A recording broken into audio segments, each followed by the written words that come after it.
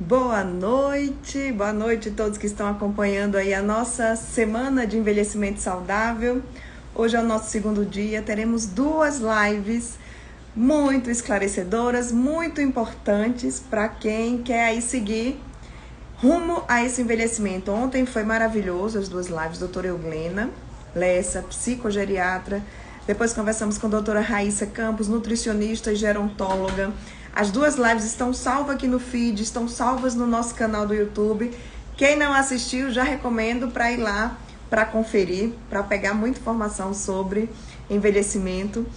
Como eu falei, hoje serão duas lives, uma agora às 6 horas da noite, outra às 7h30 da noite. Primeiro eu vou conversar já, ele já está por aqui, Dr. Juliano Silveira, que é geriatra. Vamos falar sobre como tratar da memória nesse tempo de pandemia.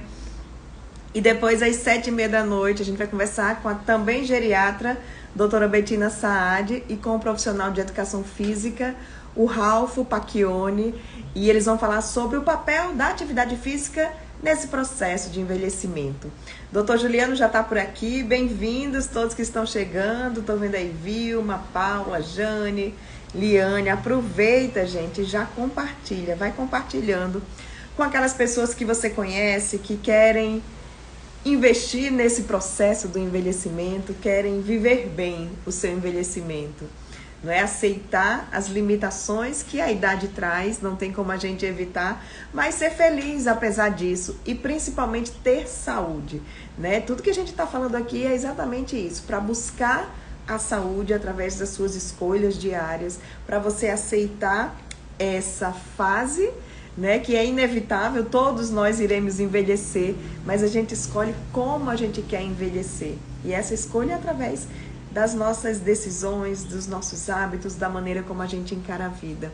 Doutor Juliano já está aqui, tô vendo, manda o convite, doutor Juliano, tá aqui.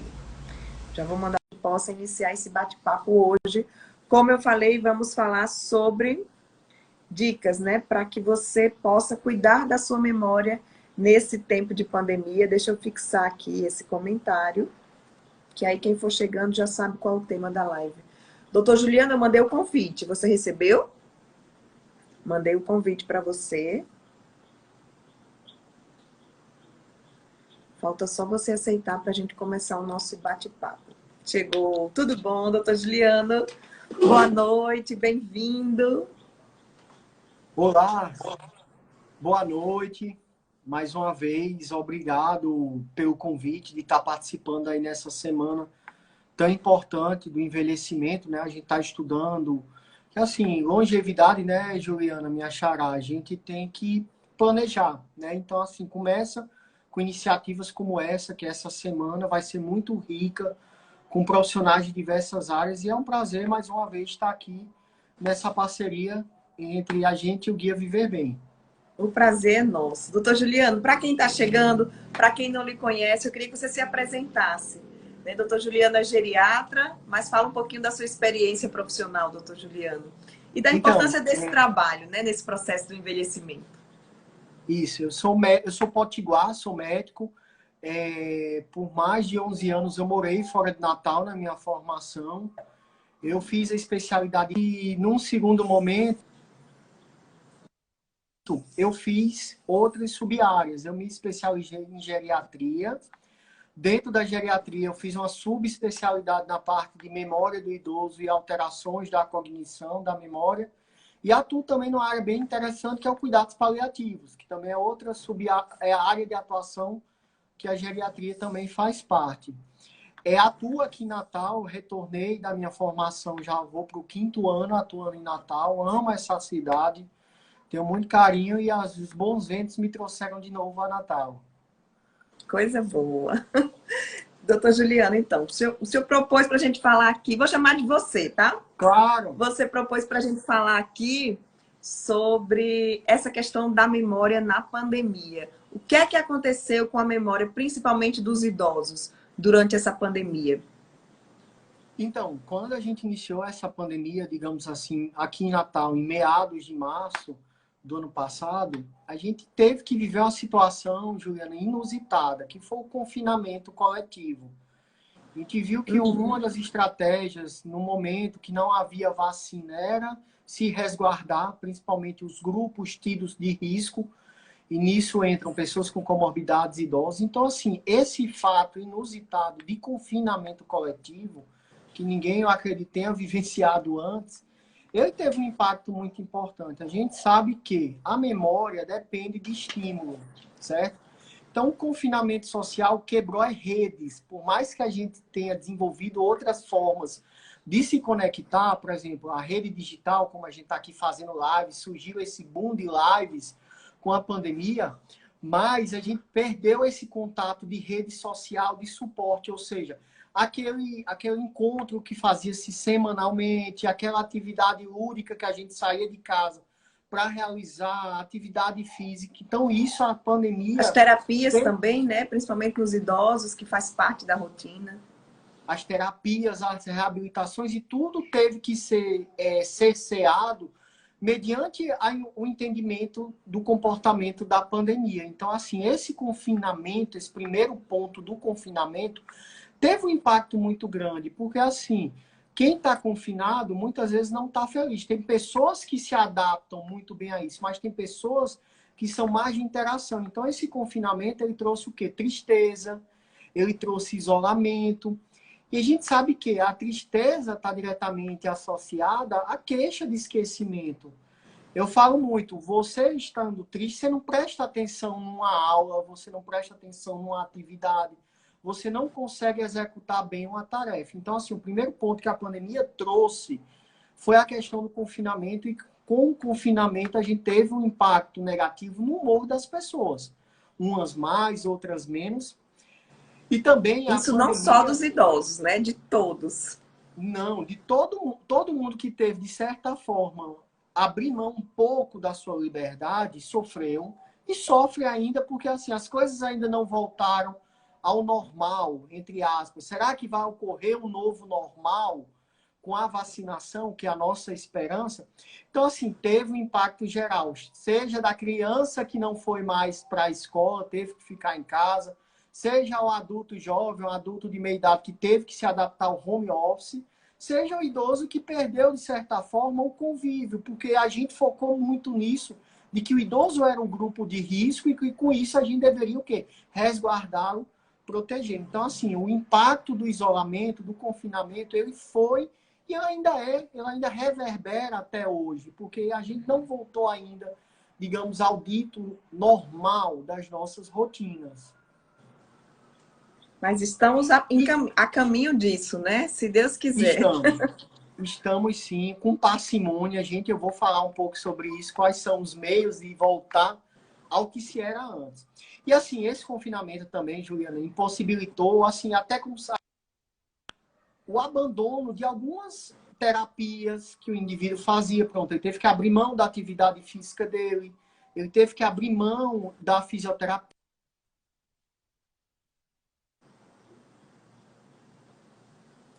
Travou para mim, doutor Juliano. Deixa eu ver se vai voltar. Para mim, travou aqui.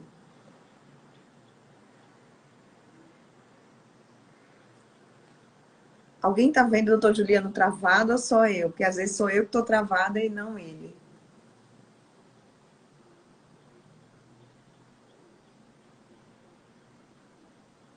Eu acho que travou mesmo. Deixa eu convidá-lo de novo.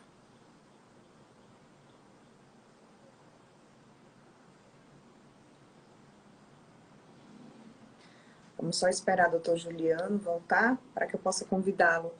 Gente, se vocês tiverem dúvidas, vão participando, vão mandando pergunta. Quem não quiser mandar pergunta aqui nos comentários, pode utilizar essa interrogaçãozinha, que é a caixa de perguntas. Doutor Juliano voltou. Que aí a gente vai fazendo. Ele voltou, agora vai dar certo. Já mandei o convite para doutor Juliano para a gente continuar esse nosso bate-papo. Estamos falando hoje sobre memória, como cuidar da memória nesse tempo de pandemia.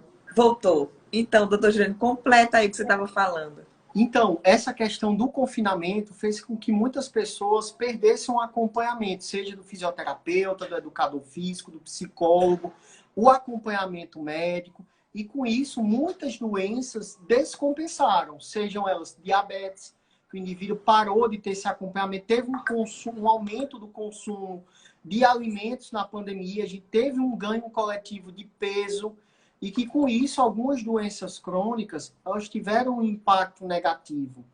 Então isso também influenciou na questão da memória. Houve um receio de procurar um atendimento médico, principalmente em urgência e emergência, com medo de contrair o Covid, e isso a gente viveu o quê? Muitas pessoas até infartaram em casa, tiveram óbitos por outras causas que não Covid no seu domicílio. Então, assim, o isolamento teve um impacto, é um ponto importantíssimo. A perda de segmento profissional e a descompensação das comorbidades também teve outro ponto importante. Disso, Juliana, são causas não Covid. Agora a gente entra também de causas Covid de perda de É memória. isso que eu ia falar, A porque gente a sabe que Covid Covid afetou diretamente a memória, né?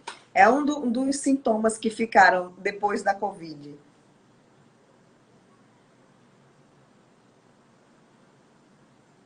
Tá ouvindo, doutor Júlio? a Covid é uma doença que a gente chama tecnicamente hipoxêmica. É uma doença que causa déficit de oxigênio. Com isso, você vai ter um sofrimento cerebral. Esse sofrimento cerebral vai ser em diversos estágios. Desde aquela pessoa que usou um catéter nasal, ou seja, precisou de pouco oxigênio, mas ela vai ter um dano celular, ela vai ter um estresse oxidativo no sistema nervoso central, até aquele indivíduo que foi entubado e, eventualmente, até traqueostomizado. Então, assim, isso afetou bastante e a gente vê que também o vírus do Covid ele tem um efeito no sistema nervoso central, ele entra pela via nasal, pelo bulbo olfatório, e ele tem causado déficit de atenção pós-Covid, ou seja, uma dificuldade de concentração, distúrbio do sono, dificuldade de você manter foco em tarefas. Então, assim, a doença também ela tem um efeito e que a gente vai entender melhor isso nos próximos 1 ano, 2 anos, 5 anos de estudo pós-pandemia do Covid. Doutor Juliano, então vamos passar para essa parte das estratégias. O que é possível fazer para cuidar da memória? Vamos falar aqui, a gente está na Semana do Idoso, né? Quem tem um idoso em casa percebeu isso, né? A gente já está retomando aí a nossa vida normal. Acredito que muito em breve estaremos livres assim para circular. Hoje ainda não 100%, principalmente os idosos. Mas como retomar e quais são as estratégias para olhar para essa memória que sofreu nesse tempo? Então, assim, a vacinação, para mim, é a mola propulsora para essa retomada gradual. Ou seja, pessoal, vamos vacinar. Todo mundo precisa se vacinar. Em breve chegará todo mundo, muitos que estão assim já estão vacinados, a gente já cumpriu todas as faixas etárias. A gente tem algumas pessoas que ainda resistem à vacinação. É importante que seja vacinado e que a gente tenha essa terceira dose da vacinação de reforço, certo? Diante de uma vacinação, a gente tem uma tranquilidade de redução dos casos e, com isso, a gente vai ter um retorno gradual. Por onde começar? Primeira coisa, vacinação. Segunda coisa, reavaliação periódica. Você voltar ao seu médico, seja seu cardiologista, seja seu geriatra, seja seu neurologista, seja seu fisioterapeuta que você abandonou seu tratamento e vai precisar retomar. Então, o primeiro passo é, além de estar vacinado, é você voltar à sua rede de cuidados. Esse é um ponto importante. De pontos que causaram um impacto importante na memória, vamos falar do sono. Procurar uma boa higiene de sono. A gente viu que muitas vezes notícias da mídia, muito calamitosas, nos tiravam o sono, ou seja, fazer uma higiene mental disso, limpar um pouco isso, voltar o quê? Concentração em projetos que a gente tinha abandonado, voltar a leituras, voltar a bons hábitos de vida, evitar a tecnologia, evitar a exposição de tela próximo de dormir, ter um ambiente aconchegante, um ambiente com pouca luminosidade e pouco estímulo.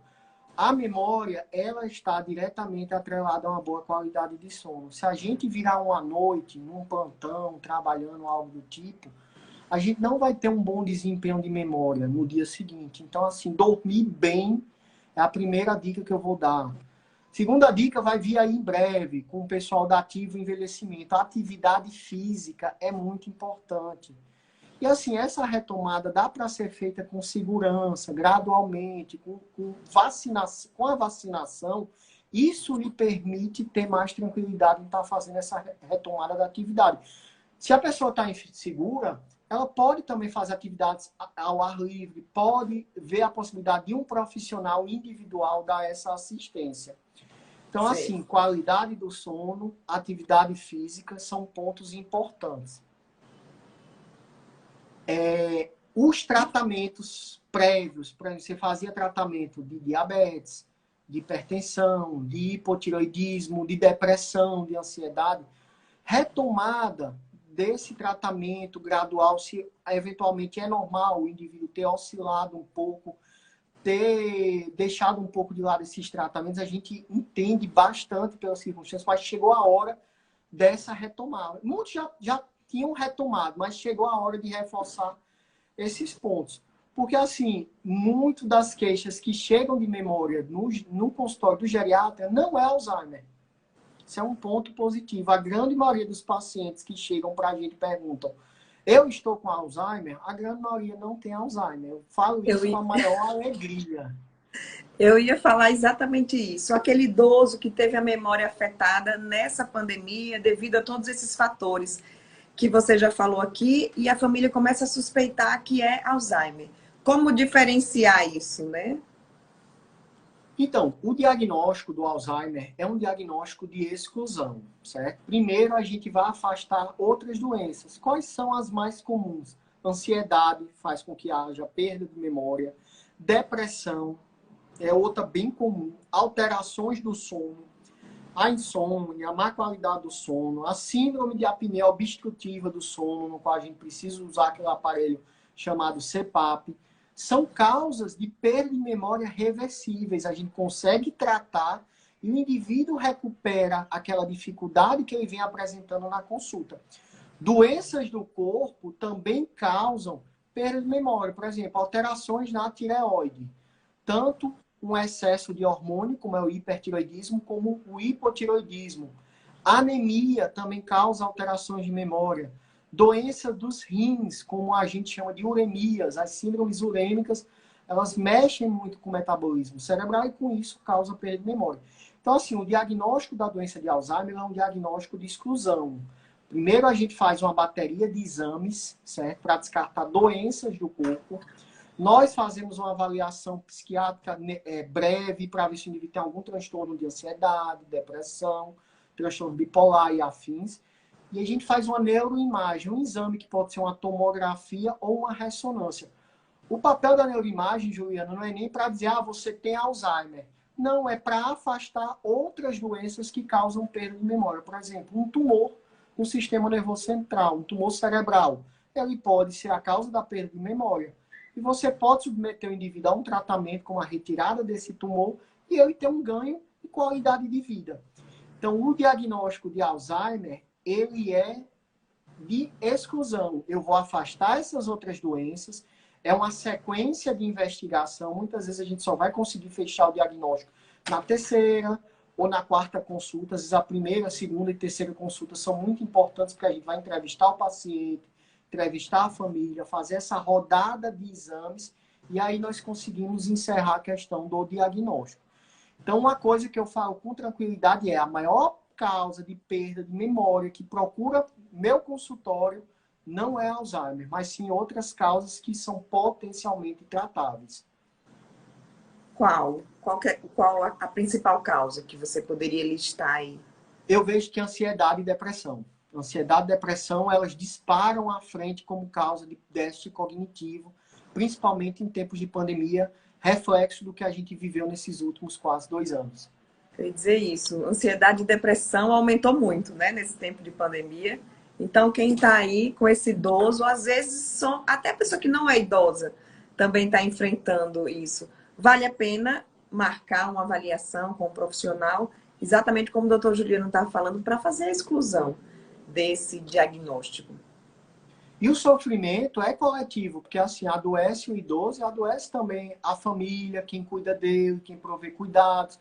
quem está participando da rotina do cuidado também adoece. Então, assim, fica essas dicas não só para idosos, mas também cuidando de quem cuida, ou seja, um alerta para as pessoas que cuidam também, que podem desenvolver também um quadro de estresse e ter queixas também tão relevantes. Olha o Felipe, um anjo em nossas vidas, Dona Marlene, nossa avó, que cuida. Doutor Juliano, eu acho muito lindo os médicos que cuidam dos pacientes idosos, né? A gente viu ontem aqui a doutora Euglena, eu tenho certeza que isso acontece com você, com a doutora Betina, que será a próxima entrevistada. É um vínculo muito forte que vocês formam com esse idoso, né? Isso termina também com a família, que a família termina sendo grata. Eu queria falar uma coisa, com relação a essa memória. Eu fiz um comentário, mas se você quiser comentar alguma coisa aí para o Felipe, doutor Juliano, fique à vontade. Não, eu quero mandar um abraço para a dona Marlene, um abraço para Felipe, tenho um carinho enorme por eles. É como você fala, Juliana, a gente desenvolve um vínculo que vai além da relação médico-paciente. A gente vive um pouco da vida de todos, comemora as vitórias, quando chega na consulta e traz uma novidade, olha, aconteceu isso, você é avó. Caramba, isso tem um peso enorme para a gente fica muito feliz. E também a gente sofre muito com as perdas que a gente tem pelo caminho, como a gente teve, infelizmente, na pandemia. E eu deixo minha homenagem às famílias, pacientes que eu perdi, as famílias dela, deixo meu carinho eterno e gratidão e homenageio sempre que tiver oportunidade. Uhum. Doutor Juliano, só a dúvida que eu tinha. A gente está aí nesse setembro roxo, né? Ainda no mês de setembro, que é o mês do Alzheimer, de conscientização para o Alzheimer. A gente está falando de perdas de memórias. Essa perda de memória do Alzheimer é a mesma de uma perda de memória, por exemplo, de uma ansiedade? Ou a pessoa no que ela esquece, pode ser uma ponte para esse diagnóstico? Então, assim, há pistas diagnósticas, principalmente quando o paciente ele vem com o reforço do acompanhante. Principalmente quando há uma percepção externa, ou seja, o acompanhante fala, realmente eu estou percebendo que ele está muito esquecido, que ele executava essa tarefa com muita tranquilidade, não está fazendo mais. E muitas vezes a percepção do paciente ela é mais branda, é diferente. Vou, digamos assim, dar dois exemplos. Na depressão, ansiedade, o paciente muitas vezes ele traz um relato muito forte. Ai, doutor, eu estou muito esquecido, eu não estou prestando atenção em nada. É uma coisa muito vibrante. Já nos transtornos neurocognitivos maiores, como o Alzheimer, o relato colateral do familiar, do acompanhante, ele é muito interessante, porque ele fala, não, doutor, ele está muito mais esquecido do que ele está dizendo, então ele está errando muito mais a senha do banco dele, então ele está com dificuldade de se localizar dentro de casa. Então, assim, o relato, muitas vezes, do cuidador, que muitas vezes o próprio paciente nem traz, tem um peso muito importante. E lembrar que a perda de memória vai ocorrer de recente para coisas dos últimos anos para o tardio. Às vezes o paciente fala, a família, não, mas ele lembra de tudo da infância. Essa memória é uma memória cristalina, é uma memória sedimentada. Ela, para ser perdida, vai ser um dos últimos estágios. Ele vai ter mais dificuldade de se manter a par dos eventos atuais, de entender um pouquinho o meio que o circunda, vai ter dificuldade de interação social, de aprender novas habilidades. Então, a diferença é muito essa. Muitas vezes, o paciente que está ansioso ou depressivo, ele vai ter um relato muito forte do eu. Ah, eu estou muito esquecido. Quando a queixa vem de terceiros, ela ganha um peso muito forte. Mas isso não impede que as situações se misturem. E muitas vezes a gente vai decidir o tratamento quando a gente faz uma prova terapêutica. A gente trata. Será que não é depressão? Iniciamos um tratamento para depressão e o paciente melhora. Lembrando que muitas vezes a depressão do idoso ela pode se apresentar de forma atípica. Não é aquela coisa bem clara, como eu estou chorando muito, eu não quero viver. Não, ela pode vir camuflada com os lapsos de memória. Uhum. E o Alzheimer, com relação ao tratamento? Foi diagnosticado, como é que se dá esse tratamento, né? Como que as pessoas que estão convivendo com aquele idoso, eles podem ajudar nesse processo? Então, assim, o tratamento do Alzheimer se dá de duas modalidades. Eu falo que é o tratamento não farmacológico, não medicamentoso e o tratamento medicamentoso. O não medicamentoso, a principal coisa é você ter psicoeducação, ou seja, educar quem eventualmente rodeia o paciente. Se o paciente está numa fase leve, ele tem o direito, se ele perguntar para mim, então, Juliano, eu tenho Alzheimer, se eu vejo que esse diagnóstico vai ter um impacto positivo num determinado momento para ele, se eu vejo que ele tem condições de receber essa informação é dada, até porque muitos pacientes nas formas leves, quando descobrem, eles dizem, não, agora eu vou ressignificar a minha vida. Eu vou procurar realizar coisas que eu não vou poder realizar no futuro. Então, o primeiro tratamento é psicoeducação, seja com o paciente, seja com a família, que muitas vezes pode não entender aquela situação e achar, muitas vezes, não, isso é birra dele, isso é porque ele é muito teimoso.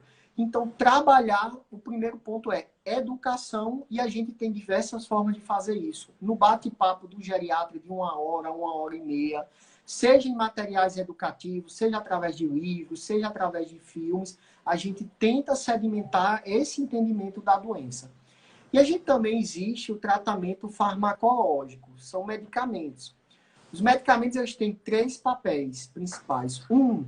É ativar áreas do cérebro que estão mais quiescentes, que não estão em pleno funcionamento. Nós temos um cérebro redundante. Então, assim, nós utilizamos próximo de 10%, os outros 90% estão em subuso. Então, a gente dá alguns medicamentos chamados anticolinesterásicos que eles vão ativar áreas do cérebro. Esse é um dos braços do tratamento. O outro braço do tratamento é fazer com que meu neurônio viva mais. Ou seja, eu dou um tipo de medicamento para fazer com que a meia-vida do meu neurônio viva por bastante tempo, certo? Isso é um ponto importante. E o terceiro braço do tratamento medicamentoso é controle de sintomas. A gente sabe que o paciente com Alzheimer pode desenvolver agressividade, pode desenvolver apatia, pode desenvolver falta ou excesso de sono, falta ou excesso de apetite. Então, nós fazemos 3 eixos. Ativamos áreas do cérebro, fazemos com que nossos neurônios vivam por mais tempo, através de medicamentos, e tratamos também o comportamento. Porque um paciente com comportamento fora de controle, ele vai ter sofrimento da família, e vai se tornar cada vez mais difícil a tarefa do cuidado. Doutor Juliano, a partir de que idade? Eu não sei se tem uma idade assim que seja mais recorrente, mas o Alzheimer ele começa a dar sinais? Olha, o Alzheimer está totalmente associado a um processo de ganho de idade, digamos. Ele pode se dá a partir da 6ª década de vida, ou seja, a gente tem 8,5% da população latino-americana com um quadro demencial a partir dos 65 anos. Mas a gente vai ver uma faixa importante de prevalência na 7ª e na 8ª década de vida. Mas existem formas também, Juliana, que a gente chama pré-senil, que são formas antes dos 60 anos de idade. São mais raras, elas fazem, digamos aí, em torno de menos de 1% ou cerca de 1% da prevalência. As formas mais comuns, elas vão apresentar a partir da 7ª ou 8ª década de vida. E que primeiros sinais são esses? Estou perguntando porque aí quem está assistindo, né, pode ficar atento, porque como existem essas possibilidades de tratamento, da medicação, da psicoeducação, o quanto mais cedo esse paciente começar a ser acompanhado, melhor. Sim, os primeiros sinais são dificuldade de execução de tarefas que a pessoa previamente conseguia executar com facilidade. Por exemplo, manuseio de dinheiro, exerce, por exemplo, quem gosta muito de mexer com tarefas de casa vai ter muita dificuldade, vai ter erros na execução dessa tarefa. Por exemplo, a pessoa que mexe com cozinha vai ter dificuldade, muitas vezes vai esquecer um fogão ligado, vai ter dificuldade em fazer aquele almoço de domingo que muitas vezes executava com tranquilidade. Queixas de memória, a pessoa vai bloquear muitas vezes cartões de banco e nem vai perceber isso. Esquecer de pagar contas pode ser já um sinal. Pagar em duplicidade também, ou seja, pagar aquela conta mais de uma vez. Então, sinais dificuldade de executar tarefas que vinha executando com uma certa tranquilidade. Quando a pessoa tem uma escolaridade mais alta, às vezes é até difícil você conseguir dar um diagnóstico tão precocemente. Por quê? Porque ela tem uma reserva de realizar essa tarefa com tanta facilidade que você não vai conseguir perceber esses erros tão claramente. Mas assim, você perceber a pessoa mais repetitiva, com dificuldade de reter novos conteúdos, você contou uma história, percebeu que ela estava prestando atenção e num segundo momento ela pergunta, mas fulano veio aqui mesmo? Ou então, mas você, fulano foi mãe? E você perceber que a pessoa está mais repetitiva e com dificuldade de reter essas novas informações. Aí percebeu, procura um médico. E o que médico procurar? É o geriatra? É o neurologista? É o psiquiatra? Dá essa orientação, que eu acho que muita gente também tem dúvidas. Nós somos áreas irmãs, digamos, irmãs na investigação das demências. Pode procurar um geriatra, pode procurar um neurologista, pode procurar um psiquiatra. Todas as três áreas estão habilitadas em fazer o diagnóstico, fazer o acompanhamento, dar o devido tratamento. São áreas correlatas. Inclusive, são as três áreas que estão habilitadas na questão de âmbito judicial também, na necessidade de uma intervenção judicial, de uma curatela, que é uma tutoria do idoso. Então, tanto o geriatra, como o neurologista, como o psiquiatra podem ser procurados no tratamento da questão da doença de Alzheimer. Um ponto até curioso, assim, da minha formação, que eu falo que eu sinto muita saudade. Quando eu estava em formação na área de Alzheimer, eu passei um ano inteiro estudando só o assunto. Nós fazíamos um atendimento em São Paulo, no Seredic, que é o centro de referência de lá, simultâneo por 3 médicos. Nós sentávamos perante um paciente em investigação, sentava um psiquiatra, um geriatra e um neurologista. E, ao mesmo tempo, aquele paciente recebia a avaliação de 3 médicos. É um modelo de ensino, mas é um modelo muito gratificante, porque você aprende muito com as áreas correlatas. Então, os 3 profissionais estão aptos a fazer o diagnóstico. Isso não isenta de profissionais de outras áreas de iniciarem uma suspeição e encaminhar o médico de família e comunidade, o médico que atua na atenção primária. Se ele suspeitar, ele pode fazer uma breve avaliação, um breve rastreio, e isso encaminhar para alta complexidade, digamos, que são os subespecialistas. Mas, assim, vários profissionais podem suspeitar, podem avaliar e encaminhar para o especialista para fechar o diagnóstico e fazer o segmento. Ótimo. Doutor Juliano, queria deixar aqui esse espaço final para vocês pudessem resumir aí as principais orientações, né? A gente fala da perda de memória, mas eu acredito que o Alzheimer também, né, deixa as pessoas com muito medo. Quando a gente começa assim a perceber na nossa casa alguém que está perdendo a memória, é inevitável já ir para esse lado do Alzheimer. Então, eu queria que você aproveitasse esses últimos minutos da nossa live para acalmar o coração dessas pessoas, né? E, se for Alzheimer, buscar a orientação certa, né? Então, as dicas que eu dou é o seguinte: durmam bem, se alimentem bem, pratiquem atividades físicas, retomem seus cuidados, ou seja, acompanhamentos que faziam previamente. Vivam o hoje. Se eventualmente você descobrir um caso de Alzheimer na sua família, isso não necessariamente tem transmissão genética, ou seja, os casos de transmissão genética são exceção, ou seja, meu tio, minha tia, como eu vi relatos de pessoa na live, agradeço. A transmissão genética é de menor incidência, certo? Se seu pai recebeu ou sua mãe recebeu um diagnóstico do Alzheimer ou de alguma demência, eu sei que no primeiro momento isso cai como, digamos assim, uma má notícia nas nossas vidas. Mas vivam o hoje, aproveitem bastante os momentos, porque assim, o bom cuidado, a alegria, a felicidade de viver também é uma forma de tratamento. Ótimo. Doutor Juliano, muito obrigada. Né? Foi um prazer, mais uma live aqui com você, trazendo orientações para os nossos seguidores. E dentro dessa semana que a gente está abordando vários temas relacionados ao envelhecimento. E essa parte da memória do Alzheimer não podia ficar de fora. Muito obrigado, Juliana, pela participação. Se surgirem algumas dúvidas que não deram para ser respondidas na live, podem me mandar no meu direct, no juliano.geriatria. Quem se interessar pelo tema geriatria, eu convido que toda segunda-feira a gente tem um quadro na TV, chama Resenha 60+, que é o nome também do Instagram, que a gente está num canal aberto aqui em Natal. Qual a Toda TV, doutor Juliano? É a TV Futuro, canal 14.1, certo? No YouTube, no canal aberto também 14.1. TV Futuro, que é afiliada da TV Cultura. Toda segunda-feira às 18 horas, estarei lá com meu colega doutor Galeno, falando de temas diversos da geriatria e trazendo profissionais convidados. Ótimo. Resenha 60+. 60+. Resenha 60+. Ótimo.